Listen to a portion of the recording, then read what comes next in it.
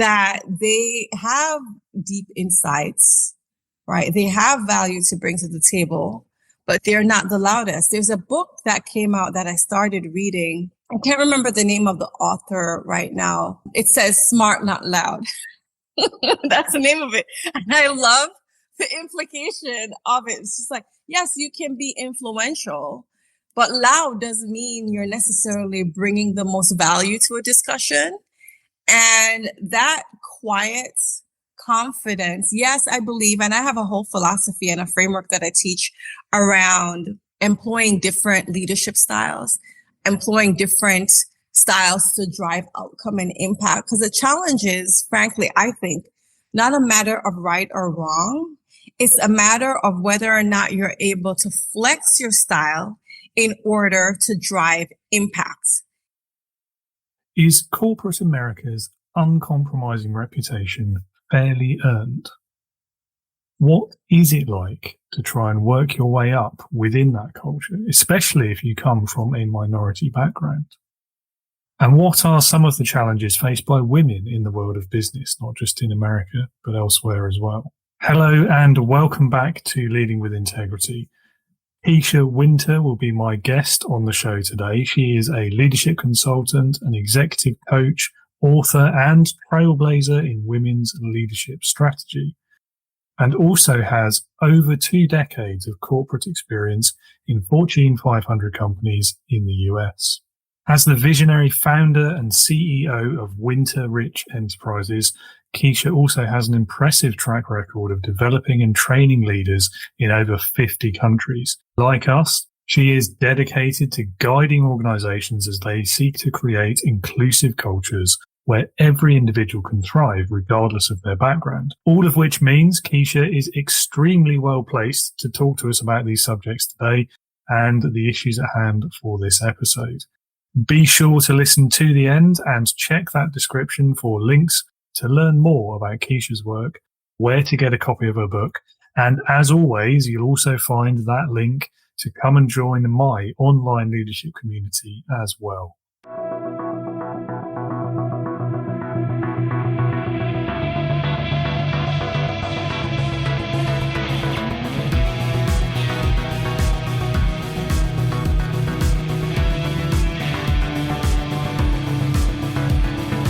Welcome to the Leading with Integrity podcast.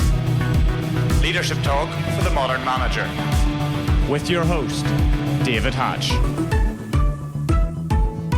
I'm very excited to have a conversation today about corporate America and the leadership lessons that my guest has learned. And that guest is Kisha. Welcome to the show. Welcome to Leading with Integrity. Great to have you on the show. Thanks for having me, David. I'm really happy to be here to talk to your audience and yourself. Well, you're most welcome. And I'm going to throw you in at the deep end a little bit with the first question, which is really just handing over to you to tell the listeners a bit about yourself, your career so far, your background, what you do today, and why you do it. What gets you out of bed in the morning, really? That is a really good question. So I am a leadership development consultant and executive coach. I worked in corporate in Fortune 20 companies for about 2 decades at this point. And right now I really focus on helping leaders. I would say I call them conscious leaders who want to do good in the world, really develop their leadership so that they can make an impact with purpose. And so that's leadership in general. I also focus on helping women demystify what it takes to get to the C-suite and giving them strategies on how to get there. How did I get in this field?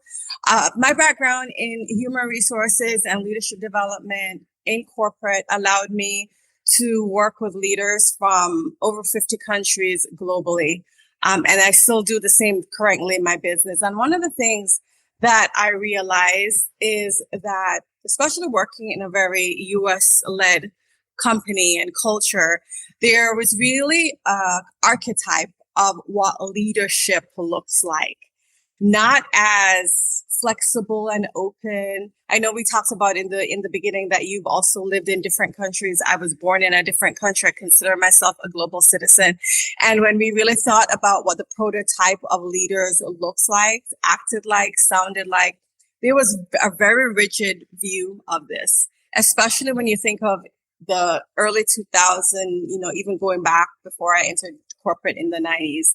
And now, we have to be much more flexible about what leadership looks like and understand that different styles, it's all about being effective and not really the style in which you show up. If it's effective, if it drives an outcome, then we've got to be open to what that leadership style looks like. And really, and we'll get into my focus specifically around women in leadership, but I will say that one of the things that really got me into this space and really helped me decide to start my own coaching and consulting practice was really looking at the top of organizations. And I didn't see people that had my background. And yes, race, culture, ethnicity, all that, but also style, right? I consider myself a much more introverted leader. And when I looked at the top, I didn't see a lot of leaders. So even though now, I say this all the time, even though now I look at myself and it blows my mind that I worked 20 years, as I said, as a leadership person in human resources.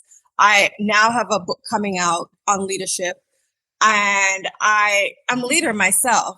It blows my mind that I'm able to do this because back 20 years ago when I just started my career, I didn't think leadership was an option for me. It was a possibility for me because I said I didn't see myself in the top of organizations.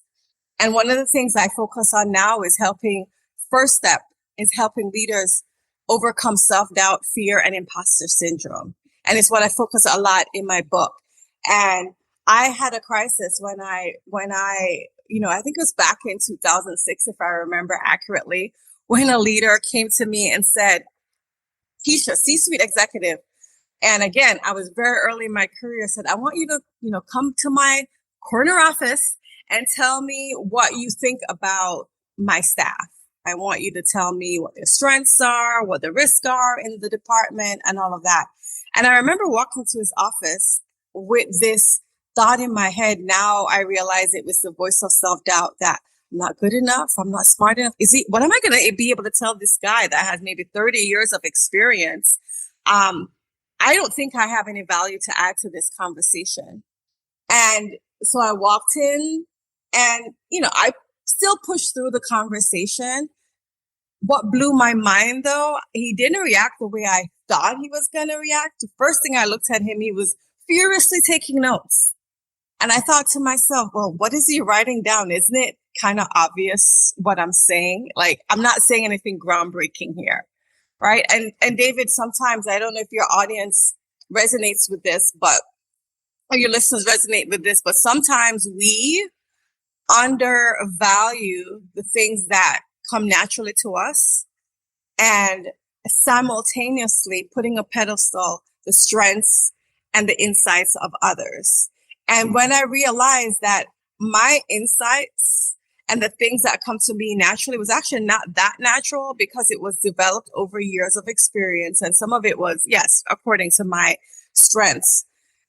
But I had to begin to first own that for myself and recognize that for myself. And so something in that meeting allowed something to shift in me. And I recognize that not only do I have value to add, that would allow me to not only belong at the table, but also capable of leading it.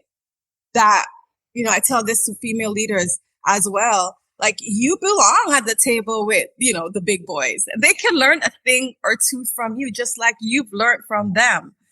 And so when you realize that the voice of self-doubt is the real imposter and not us, I believe everything changes in our position. That's why I now focus. You ask me why I get up to do what I do in my business. And that is why I now focus on not only helping leaders make an impact, but first of all, doing that internal work of leadership, understanding that you bring value to the table. So helping them turn that inner critic into an inner coach, helping them to really stand up in their unique brilliance and really owning their power and unleash it. So a long answer to your question, but that's a little bit about why I do what I do and my background.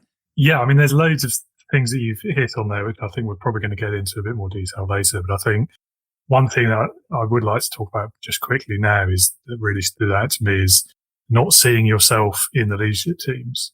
And I don't know how demographic has changed since then. I think it was 2006, you said. Yeah. But certainly, I mean, you could look at, and there's a few studies and they usually focus on the Fortune 500, don't they? And it's like the percentage of people in sort of the leadership teams, it's routinely like in the 90% or more are men. Yes. And I think it's, what is it, like 1%, less than 2% are people of color. And I think it's like last one I saw was maybe 10% are women. It's at the very, very top. It depends on, what level of leadership you're talking about. When we think about C-suite positions, a few years ago, I remember the number was 1 out of 5. So that would be 20%, which, if women make up 50% of the population, that's significantly low. And the numbers are actually now declining. Right. We were in a period of time, especially 2020 and 2021, around that time, the numbers were beginning to increase. And now we see the latest study that I saw, it's beginning to regress. I think it's around 18 or 17% at this point in time. And so we see so it's once, because 2020 was, at least in the US, was a big year of reckoning when we talk about equity. And there was beginning to be a lot more focus on it. But now people have taken their feet off the gas. And so now we see as soon as you stop prioritizing and making things something important, then you begin to see slippage. And that's what we're beginning to see now. So I encourage all leaders is just like, the studies tell us that the more diverse your leadership team is, race, gender, and style. I think people forget about style. They forget about other aspects. Age, we could get into the diversity around age. All of that brings different perspectives that drives innovation, which eventually drives profit for organizations. And so to really reground ourselves in what the business case is around that. Yeah, I mean, other things like economic background and diversity of thought. I guess the diversity of thought piece is kind of the end result you're going for in having all the other types of diversity, isn't it? But yeah, it's maybe not talked about as much as it should be either. Yeah. And when it comes, as you asked me this question, when I looked at the top of organizations, over time, I built my confidence and my belief in myself. But when you're looking at the people that are making the top decisions and you're trying to picture yourself whether or not that role is possible for you, there's no level of connection and seeing, okay, I can actually be my authentic self. And that authentic self is going to allow me to be successful in this corporation. It instills a level of confidence in you that is often unspoken. And then when you don't see at least what I did is beginning to think, okay, so I have to become work really, really hard to become something that is so foreign to me that it may be overwhelming. Depending on your drive, it may be overwhelming. And even if you're driven to do it, it can get exhausting. And so I say, this is also about giving this sense of belonging to people so that they can bring their full self to work, their full thinking capacity, bringing their full potential, which will allow the company to get the full impact of the presence of those people. Yeah, so there's an interesting crossover there, I think, between two of the things you're talking about. I think one of them is, it's representation, isn't it, is the word that's used to describe it. And it's become quite politicized, I think. I mean, even in things like what's on TV, people get all kind of angst around that, don't they? But ignoring the politics of it, just thinking about the value of it as a concept. And then against imposter syndrome or even low confidence, if in your industry, 90% of the people who hold those C-suite roles don't look like you, think like you, sound like you, is it actually imposter syndrome to think that you'll never get that role? Or is it? It's because, it's logical to a point, isn't it?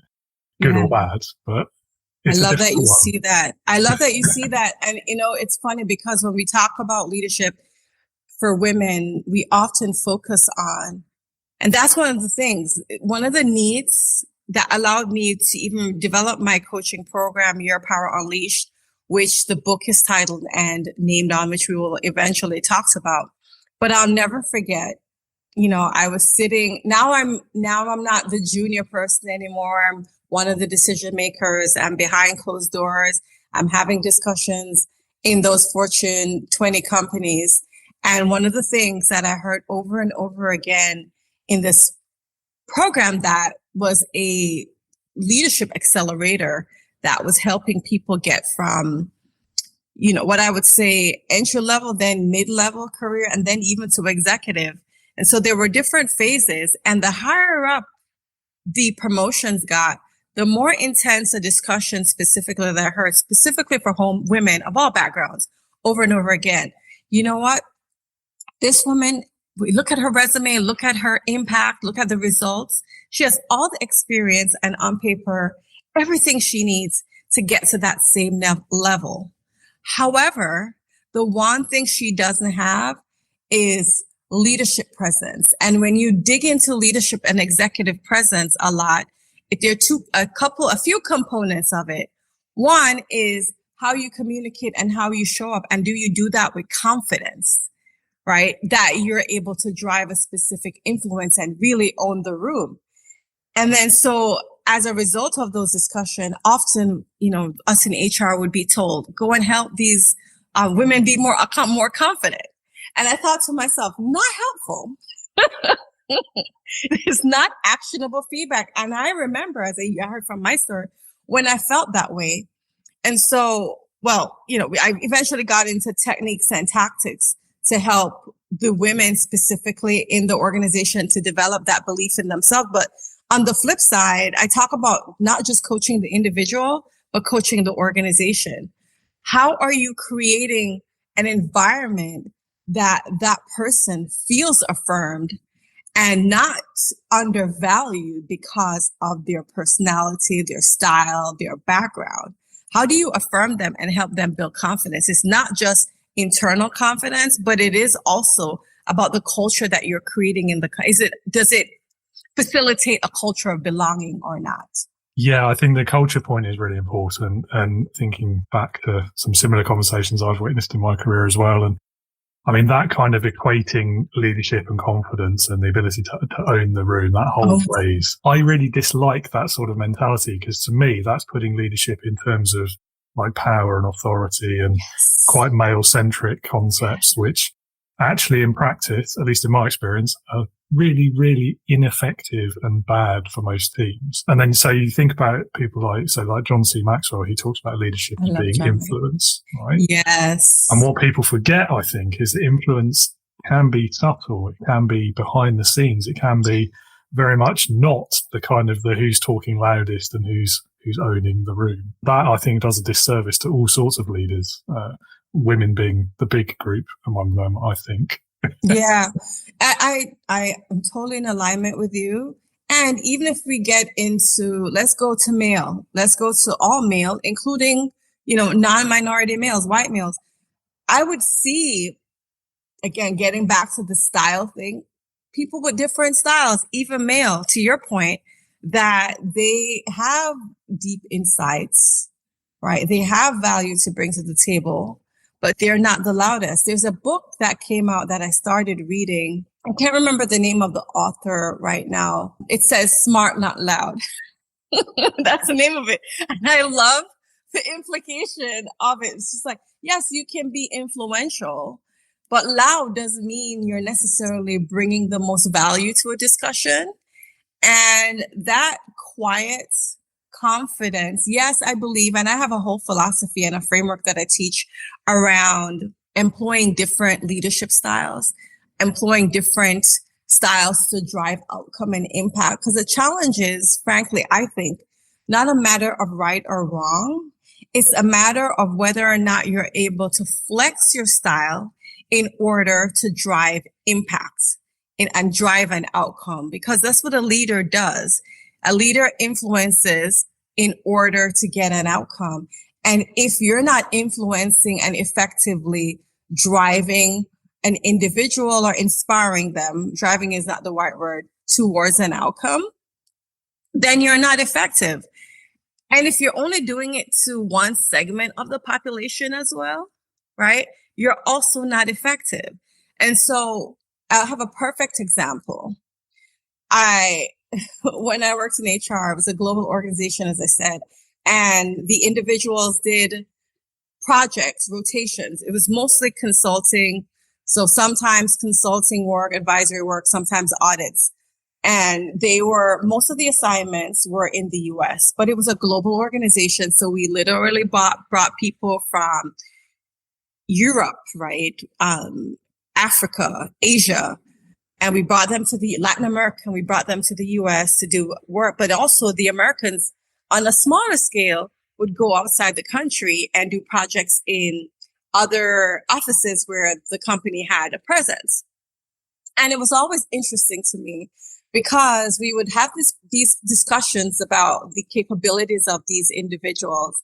And we would put them to the American standard, the loud person that owns the room, and not thinking about actually what characteristic, what trait do they need to be able to go back and display at home. So perfect example. We had a segment of employees, specifically they were from China, and we would have this discussion about like, they're not inserting themselves. They're not very loud. So they're not influential. And I'm like, well, we're not asking the right question. Are they driving the outcome and the results? And what does leadership look like in the Chinese context? If they go back home, is loud and obnoxious the thing that's going to drive an outcome there? Probably not. And so I said, how about we flip the script and actually, since we're putting them to our own standards, let's send an American to do an assignment in China. And let me tell you, after 2 weeks, this person that was a manager, we got calls back from the region saying he's too loud. He's alienating our clients. He's not listening. And in that cultural context, he wasn't effective. And so that's why I go back. It's not a right or wrong, even though I'm kind of making fun of the loud people. It's not about a right or wrong. It's about understanding that there are different types of influence. There's an article in HBR that I love that talks about what's your influencing style. And it breaks it down into 5 categories. And I know one is being able to communicate confidently, and that's the power, the use of power. But then there is also inspirational communication. Right? Are you able to inspire? Or are you able to bring somebody along because you can give them the data, the information? Because some people, no matter how inspirational, how confident you are, they want the facts. They want to make database decisions. And so again, if you're trying to be inspirational to somebody who wants data, you're not going to be effective. If you're trying to be confident to a person who actually maybe you need to bridge, that's another methodology, bridging, then you're still not going to be effective. And so it's not about right or wrong, David. It really is about understanding what the audience needs to be influenced and being able to flex your style in order to get it done. Absolutely. And I love the example you've got there of the cultural context. I mean, the cultural context is great, and that's very important, particularly like the local differences that you'll experience between countries, even regions within certain countries. I mean, the US is a big example of that. I would imagine. But even the UK, right? Like, even though, oh, yes. and I say this a lot, right? And I want you to give me your example. I say this a lot. I give the international context to different countries, but even within the US, right? You have people that are from different countries, and therefore they have different values and styles. They may have lived here 10 years, but they're still, or even if they were born here, they were raised by like Chinese parents, they still have a lot of the second generation values within them. And so this is why the concept of, culture and it has to be expanded beyond the consistent way we talk about it. It's like we all bring different experiences and values to the table. The question is, how can we be inclusive of all styles? Yes, the cultural impact, context and the local culture can have an impact. But I think what's really important for leaders, which is what you've just alluded to, is getting to know them as individuals, because each one of those people will sit somewhere slightly differently on a variety of different scales and spectrums. I mean, like the introvert-extrovert scale, for example, is another one that has a huge impact on this kind of stuff. And like the introverted leader, that you said quiet confidence earlier, I also really like quiet competence. The one who knows their job, is really good at it, and will just sit and get on with it, and doesn't necessarily need to have a pat on the back every 20 minutes in the way that others might. And there's a whole dynamic around all of these things. And I think what it really comes down to is knowing your team as individuals, and then having that all important ability, I think, that any leader has to have, to be able to adapt and flex depending on the situation, the context, and the individuals who are involved in whatever it is that's going on. Yeah, and that's a big part of being emotionally intelligent, is being able to have the self-awareness to understand yourself, but also having the social intelligence or social awareness to read the room and adjust your style based on what you're reading within the room. And that allows you to actually be connected to the people or the individual that you're trying to influence. And so, if I'm somebody that is super energetic and hyper, but I go in a room and you see the tone is just like a lot calmer, right? You having this high energy may be jarring to the room. Yeah, maybe it could be like 1 or 2 notches high to kind of help bring them up a bit. But you being at a level 10 while everybody else is at a level 3, it's like, okay, you're like completely disconnected from the room. So yes, totally agreed. Yeah, it's kind of like the opposite of the sort of tone deaf approach to things that we've seen in some of our national politics in recent years. In both countries. Well, yeah, I mean, globally, I think. To be fair. Yeah. I really like the idea of social awareness, because we hear the self-awareness piece quite a lot when it comes to leadership. But yeah, that ability to read the room. And I mean, it's the difference, isn't it, between sort of walking into a team that's struggling and starting to talk about what you're doing at the weekend versus asking the right questions and getting to the crux of the issue and how you can help. Yeah. One of the aspects of leadership that I think is very important is emotional intelligence. And when we speak about emotional intelligence, most of the time we only talk about self-awareness, right? Or empathy. But we don't recognize that there are other components to emotional intelligence as well.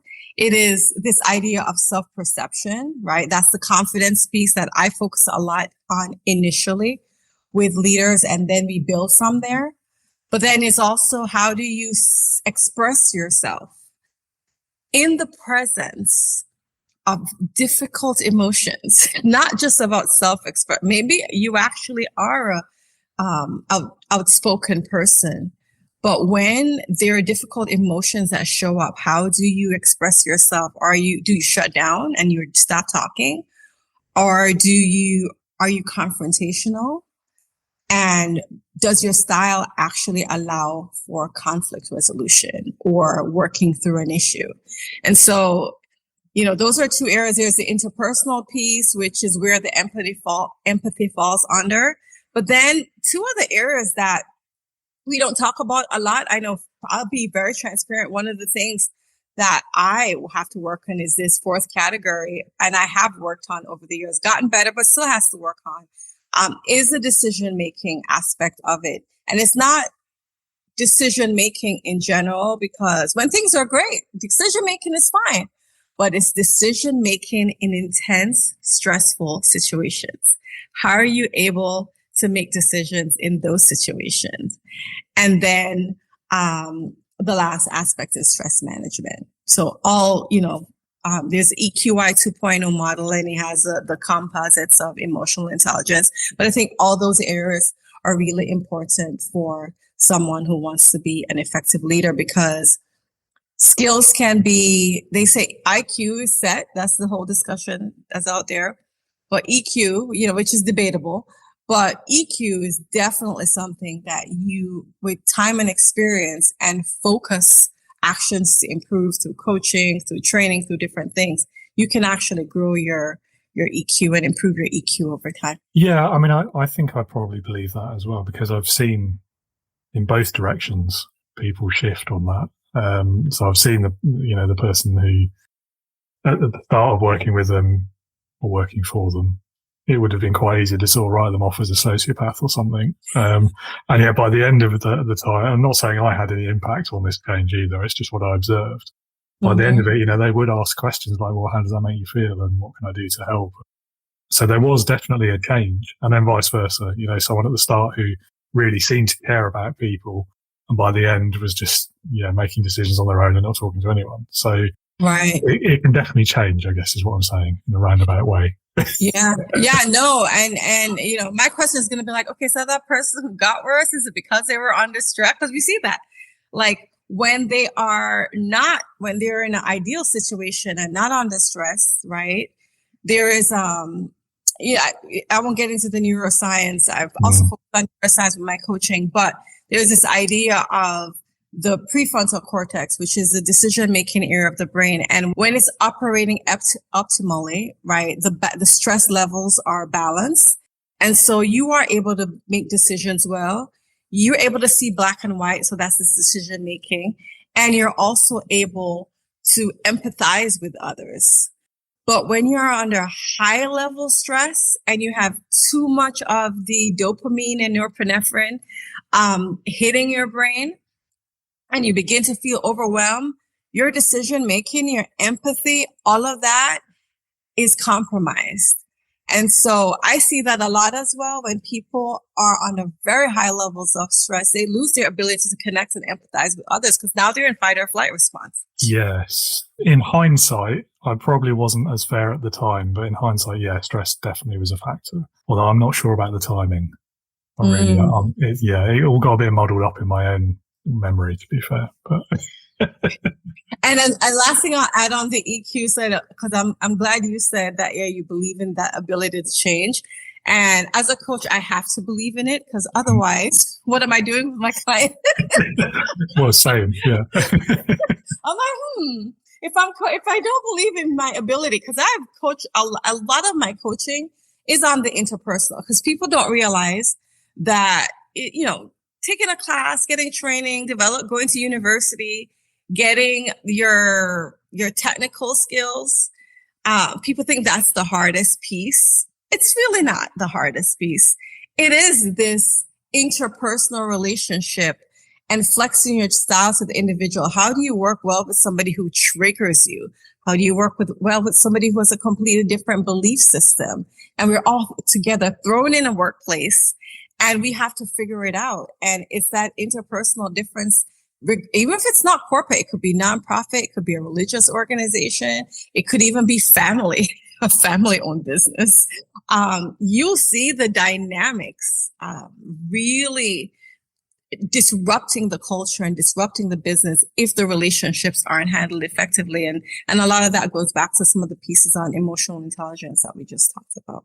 Yeah, definitely. I think it is definitely more difficult, but acknowledging though that everyone learns differently and they learn different things more easily than others. I feel like, so with the technical ones, for example, you're learning a new thing that you've never done before. I feel that is a lot easier than some of these other areas, like the self-improvement category, let's call them, because you're trying to change established habits and behaviors that you may have been doing for decades. And that feels a lot more difficult to me anyway. But yeah, I think that actually goes back to, when you're trying to build a new skill versus when you're trying to change a habit, it goes back to the idea of the brain science and neuroplasticity, right? I think a perfect practical example is language learning. I like to learn languages. It's a big hobby for me. As an Anglophone, maybe not so easy because most of us, I'm going to make a broad generalization. We're raised in environments where, we speak one language and it's English, right? And the world operates, business operates primarily in English. So, we don't have necessarily the same level of motivation that other people may have to, because it's a matter of earning potential, survival, and all of that. And for me, it's really, really, really hard, especially somebody who started learning languages from the age of 12. And then I try to pick up a language in my 30s, right? It gets progressively hard because I have a way that my brain already thinks. It's processes the language in a certain way. There's a structure to our sentences, subject verb agreement, right? All that. It's really already in our brain. But then when you try to learn a different language and the sentence structure is different, even if you learn the actual vocabulary and you get that down, your brain automatically goes into, at least my brain goes automatically back in the structure of how English is set up.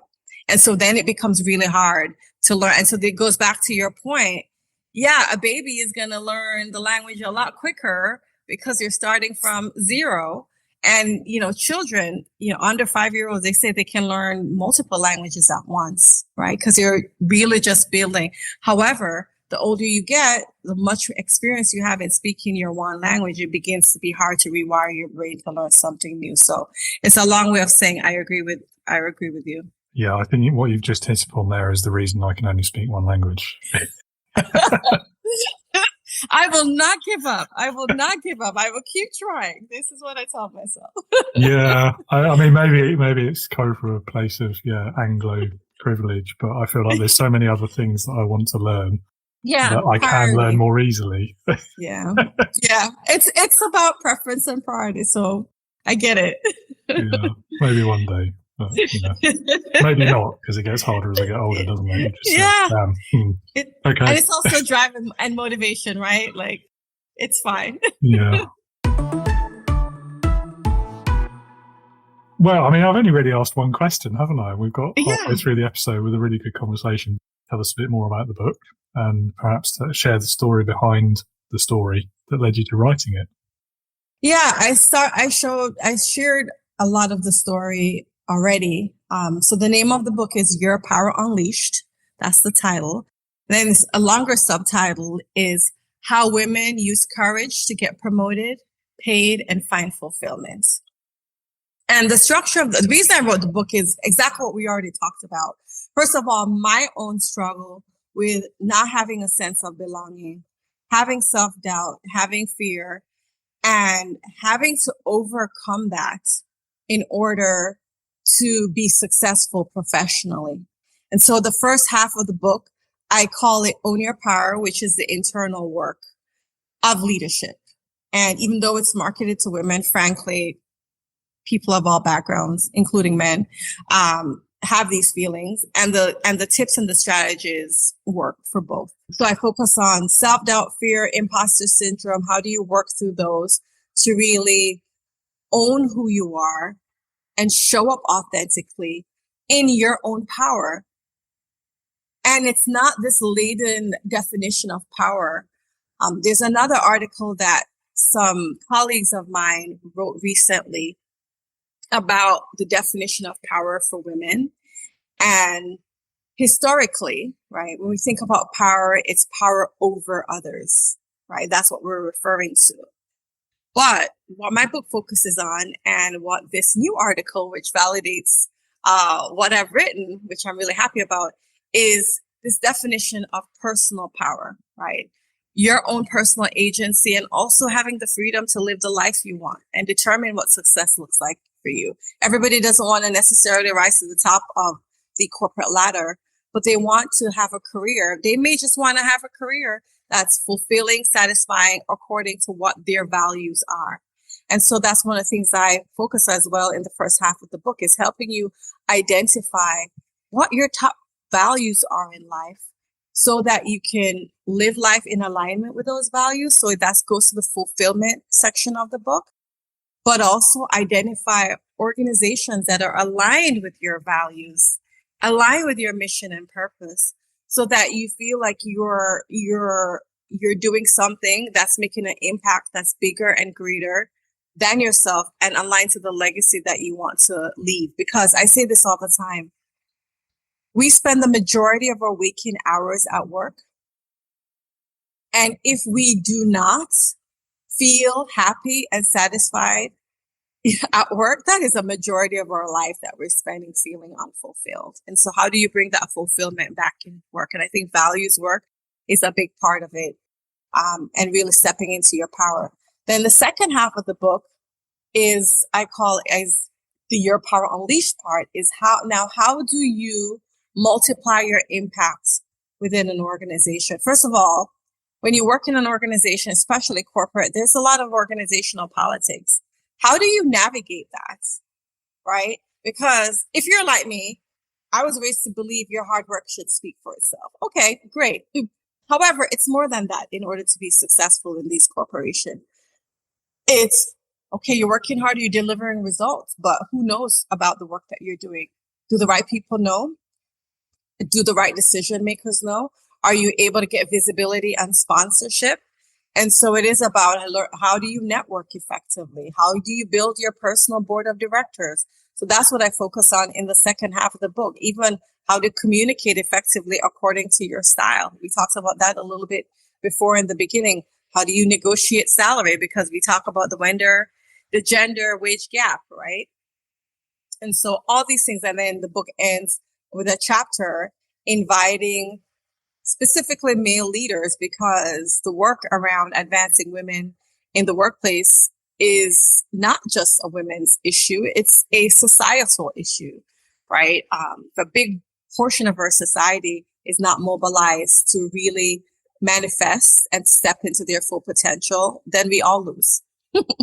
We all lose. And so the last chapter in the book really focuses on helping male leaders understand the challenges that women face and how to coach them, but also how to be effective allies in the movement. Which I think is a really important aspect of it, isn't it? I mean, when you're trying to change any system, you can't really make an effective change unless the status quo are involved in it, can you? So, yes. Totally, and it's 85% of the leaders that we talked about before are men.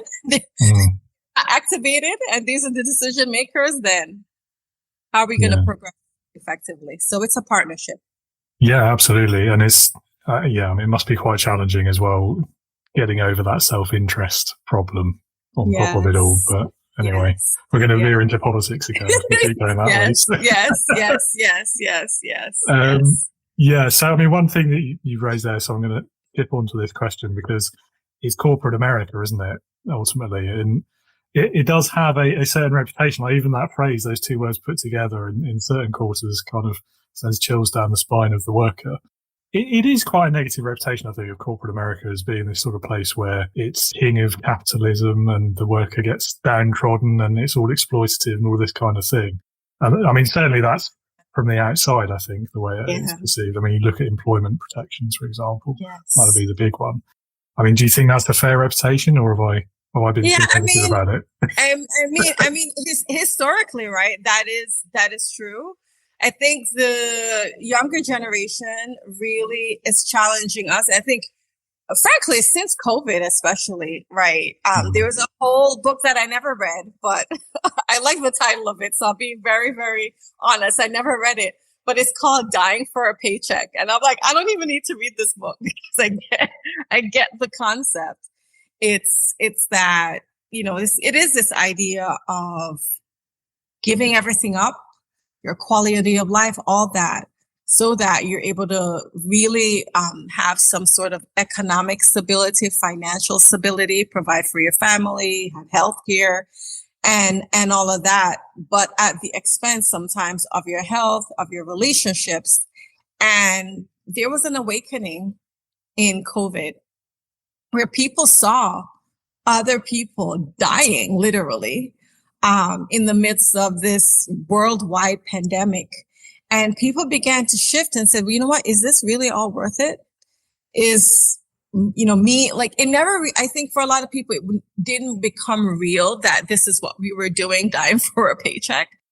And when the pandemic happened and people saw their parents and their loved ones and their friends, even people that were young because of health conditions, not being able to withstand the COVID, we took a step back and you saw people, I'm sure you heard, people were mass exiting from organizations without a job.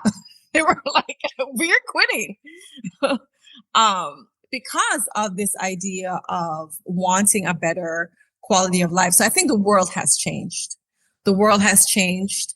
I hope we learn from our lessons and really just prioritize back to the values, what's most important to us, but at the same time, honor the fact that, yes, we do need to provide for our families and we do need to provide and have some financial stability, but engaging more in conscious capitalism. And I think that conversation, I can't say there's been so much of a shift right now, but I think employees and society beginning to compel, especially when we think about Gen Zs, they want to know what a company stands for. They want to know if they are, what their carbon footprint is. They want to understand the impact on the environment. So it's not capitalism at all costs, with a negative social impact and destroying our environment. They want to understand how socially responsible is the company that they're going to be employed, work, what are their commitments to those things. And so that's where we're seeing the shift, is that we're seeing people begin to demand it. And I do believe when people begin to demand it consistently, then it will eventually drive change. Okay, I was going to ask you, what do you see that gives you hope for the future? But I think you've already answered that as well, haven't you? So it's Gen Z, I guess. Yeah. It's Gen Z, but I think a lot of us have shifted because of what we've experienced. My only fear, which, there's hope and then there's fear, is that our memories can be short. Yeah. But hey, I think it's upon all of us to keep pushing for that change and advocating for it. Yeah, I think, it reminds me of the cliche about if you fail to learn from history, you're going to repeat it. Indeed. I can't remember who said it originally. It wasn't Churchill, was it? I'm going to have to Google that. It feels like something Churchill might have said, but. Yeah, it's somebody like that. I don't know who said it, but if you find it, let me know before the podcast ends. George Santayana? No idea. Oh, really? Okay. Okay. Oh, well. Anyway, we've talked already about the challenges that women leaders face and getting into that job, rising to those roles, and then keeping the role. And I know, this maybe is relevant to imposter syndrome as well, because I know something else that you speak about is gratitude and advocating for this equity. But then for many people, especially in those big corporate structures, but I think also in those smaller sort of founder-led companies and startups, those are two aspects that are the two sides of a coin that are really difficult to balance. Yeah. So what would be your advice for those people? How can they achieve that balance? Yeah. And what I meant by that statement was that a lot of times people say, well, you should be grateful that you have a seat at the table, right? Women have been working a long time and we've seen some advancements in the space. So just be grateful that there's some equity. Be grateful that you have some seat at the table. And my philosophy is yes, but it doesn't stop you from challenging assumptions that we talked about of what leadership looks like in terms of style, skill set, values, demographics like gender or race. Just because we've seen progress doesn't mean that we shouldn't keep pushing for it. We talked about the minute we take our foot off the gas with gender equity, how the numbers that we're beginning to see begin to slip. So we have to keep our foot on the gas. James Baldwin, who's an American writer and civil rights activist, he said, this really encapsulates my thought around this. He says, I love America more than any other country in the world. And exactly for this reason, I insist on the right to criticize her perpetually. And so that's what I'm trying to capture here for corporations. Just because we are grateful for our seat at the table as leaders now, it actually puts us in a more important position of advocating for the people that are within our organization. So what does this look like? It goes back to some of the things that we talked about earlier. Challenge what an effective leader looks like in terms of style, skill set, and values, right? Just because it's how it's historically been done doesn't mean that it is the best way. And if we think about, we go back to innovation, we go back to making sure the organization stays relevant, bringing in different ways of thinking can help to elevate the organization. So all leaders, I believe, have the responsibility to hold the organization to the standards that they proclaim. Because if you read a mission statement, value statement, purpose statement, it's all inspiration and aspirational. But then when you actually go in an organization, a lot of companies they are not living in any way close to the things that they say are important to us. And so it's just bringing us back to keeping us honest and accountable to what we say our ideals are. And that's what I'm advocating for it. I think regardless of the size of the organization, whether or not it's corporate, nonprofit, the founder led, we can all be advocates. Hugely agree with that. I think, and this is a gripe I have with so many of those, particularly the bigger names where they put out these big values, and it's just a marketing exercise, isn't it? So much of the time, where it's like, this is what people want to hear, so we'll say it. And, but you're right. Like, if you're going to make that public statement, you should be prepared to be held accountable to it. And live it. Like, oh my gosh, if companies were living the values and the mission and the purpose that they say, we wouldn't be dying for a paycheck. And what wonderful places they would all be to work at as well. What wonderful places. I'm like, can I see your value statement? Can I see your mission statement? They would be amazing places to work. So it's just it's not anything but holding us to the ideals that we say that we're about and advocating for it. And that's it. What's been your own best experience of being led? And name names if you like, but you don't have to. But I'd love to hear the story either way. Yeah, I won't name names, but I will say that early in my career, and I talked a lot about self-doubt, fear, imposter syndrome. And I had a leader, and I will say he was a male, he was a non-minority male, white male, that I was in a role before, and I had some exposure to him. And I remember something was happening in my organization with a manager that I was working for at the time that asked me to do something that I won't get into details, but I questioned the integrity of what I was being asked to do. So I called this leader, who at the time I was not working for yet, and I said, hey, you're going to see something come through and you have to approve this. And he was an executive at the time. And again, early in my career, so it was actually also a very bold and courageous move, but it was so misaligned with my value of integrity that I was just like, either I'm going to go address this in a roundabout way, or I'm going to get fired because I'm not doing this. That's where I was. So I remember I gave him a call and I told him what I was being asked. I said, please don't say this, but like, you got to call and figure it. So long story short, he kind of shut it down and I didn't have to do the thing that I was being asked to do, which I thought was violating my integrity.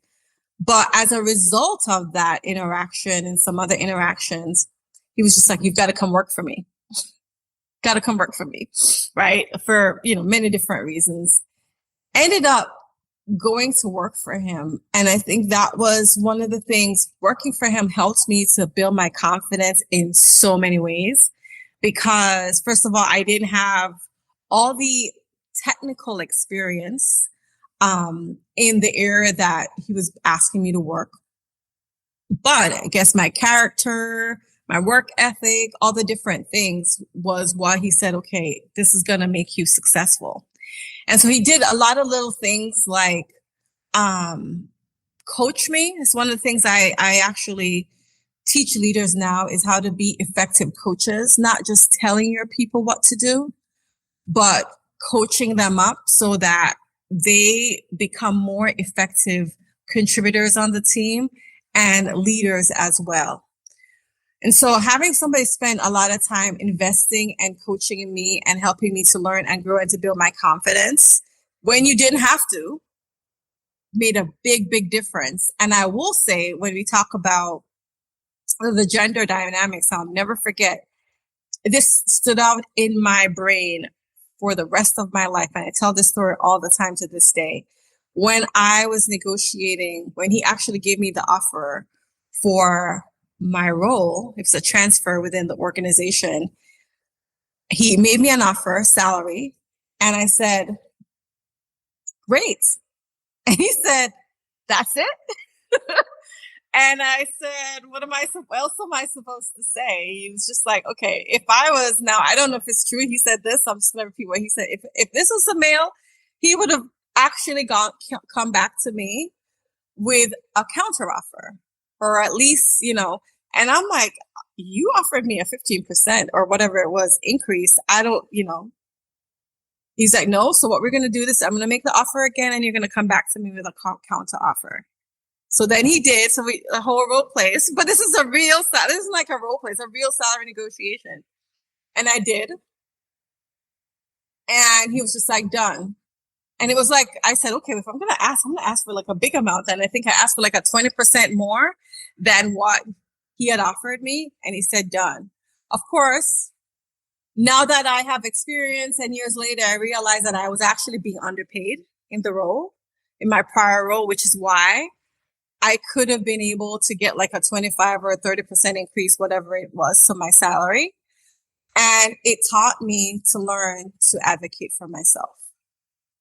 And so it taught me so much in working for him, but that was one of my leadership experience and really helped to define me as a leader because it happened so early in my career. That is an interesting actual lived example of one of these kind of statistics around gender imbalances, isn't it? I mean, the other one that I've not had a practical example of yet, I'll get one day, is about this phenomenon with people applying for jobs and how women won't apply. I don't know how much truth is behind this statistic. Yeah. Caveat, but women will only apply if they're fully confident, overconfident even, they've met every single requirement of the job spec.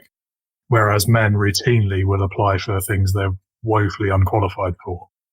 And that's always one of my answers, again, without really having much data behind it, but I've seen it in a few articles, so it must be true, right? And that's always my answer to the question of why there's so many bad male managers. It's because they apply knowing they're not qualified and no one else applies. That's why. You know what? That's a really good, I never thought of it. I can't speak for the male aspect. I could just only speak for all the women that I coach. I'm like, sister girl, like you've got, like, let's go. You've hit 80% of them. I think you'll be fine. But that is hilarious. That's hilarious. Yeah, I mean, having spent a brief amount of time writing job specs in my career, thankfully, because I don't enjoy that process, but so often they're just wish lists, aren't they? Like, you're not expecting anyone to hit every single one of them anyway. And so, yeah, I mean, if you don't apply when you know you could do a good job, even if you just think you could, you're probably still better than all those unqualified people. One of my advice I say is just put your name in the hat. Yeah. Because your life will change as a result of going through, maybe life is a big word, but you will change anyway as a result of going through the process. One, right, you get practice advocating for yourself, saying why you're qualified for a role, improving your communication and how you communicate your value proposition to a company. If you don't get it, then you can get feedback on what are the gaps, right? See, this is the other study we didn't get into, that one of the things that prevent women from advancing is because studies after studies shows, I think McKinsey even did one a few years ago, that women don't get the level of feedback from their managers. And going through the interview process, especially if it's an internal role, right, that you're going for, when you don't get it, you're going to find out for the most part what were the gaps, right? Maybe it's a gap in experience, a gap in, your style, your leadership, your presentation style. It could be so many different things. And that way you can know exactly what to work on the next time in order to get where you want to go. So and then the other consequences, you get the role. So you either get it or you learn from it, but you never fail by doing it. That's interesting. So I haven't heard that. I'm going to have to find the study afterwards and read that. But I mean, certainly in the job application, that whole process and the interviewing, I mean, it's like you learn more from failure just generally, but certainly I mean, I think back to all the jobs and interviews I've ever done. I learned so much more from the ones where I was rejected. Yes. Quite often it was they ghosted me, and what I learned was I don't want to work for them now anyway. But in the ones that do give feedback, which is, I want to say it's not as rare as it used to be, because it used to be ghosting was the norm. You never got any response or feedback on your application. Even if you went to interview stages, you didn't really get much in the way of constructive feedback. It was usually just the generic sort of responses, the platitudes, that whole thing. I feel like companies, or some companies, are getting better at that and doing it constructively, but I don't have any data to base that on. I don't have a ton of data, but based on the people that I interview, I think it depends. I think the difference is interviewing internally versus externally, at least in the US. If you're external to a company and you don't get the job, depending on the level, they may not go into details on why, because they want to protect themselves from any sort of legal or any sort of risk. So at least in the US, they tend not to be as much transparent feedback. Internally, again, this is going to be wildly different depending on the company, but I would expect that there is much more level of transparency within an organization because you already work for the company. And then you have somebody that can give you the feedback and even help to coach you to get to that next level. Right? They're much more incentivized to do it when you're working inside than, if you're coming from the outside in. I rarely hear people tell me, honestly, David, that they get feedback on why they don't get a job when they're coming from the outside. Yeah, I mean, I'm not sure how I feel about it. I feel if you've gone to the trouble of going into interviewing, even just once, but certainly if you've done multiple interview rounds, I think at that point you're owed some sort of constructive level of feedback if you don't get the job.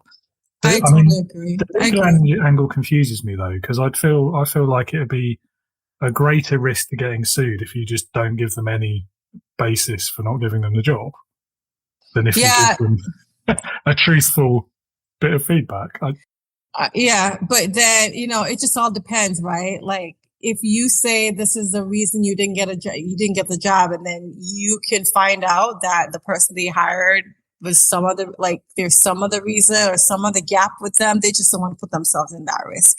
I think, at least in the US law is very. I mean, that's why I said truthful, because the truth is the ultimate defense, isn't it? Yeah. So, yeah, I don't know.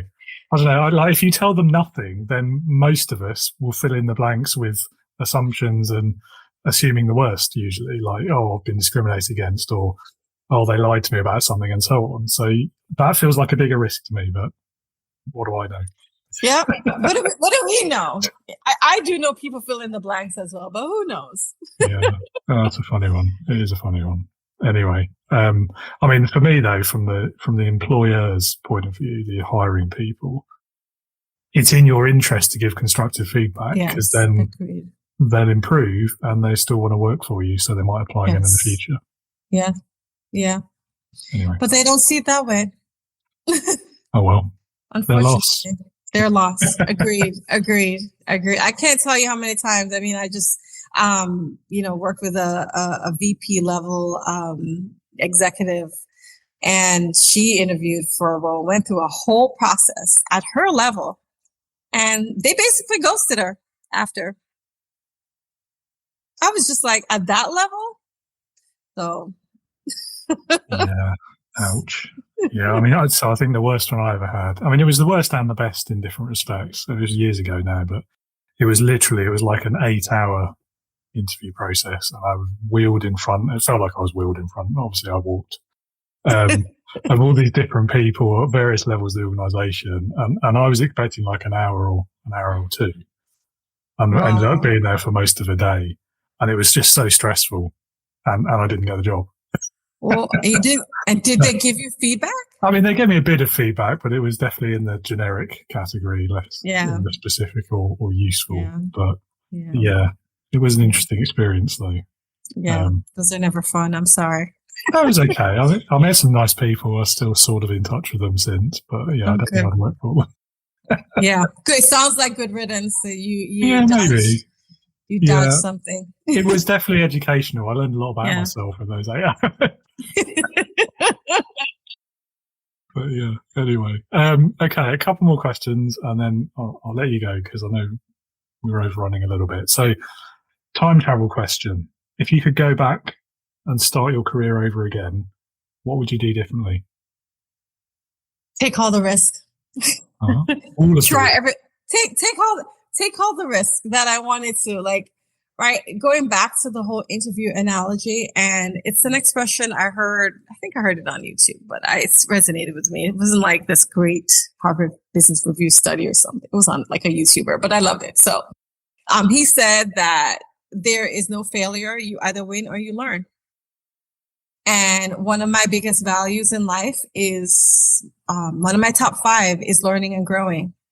And so if I would have not been so obsessed with not failing, then I would realize that every risk that I took, right, calculated risk, but every risk I took would allow me to learn and grow if I didn't succeed. Because, I could have succeeded in what I wanted to go for.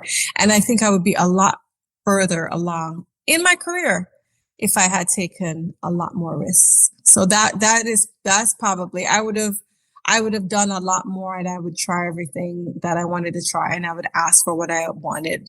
Cause I realize that a lot of times we don't get things because we don't ask for it, and we don't go for it. And my parents used to tell me that when I was younger, and I think they're right. Yeah, although it's annoying having to admit it, isn't it? Yes, exactly. I'm like, I should have listened to you guys. Yeah. It strikes me as one of the great ironies of life, isn't it? Is how often fear of failure creates failure. Exactly. I had an executive. She was a chief HR officer.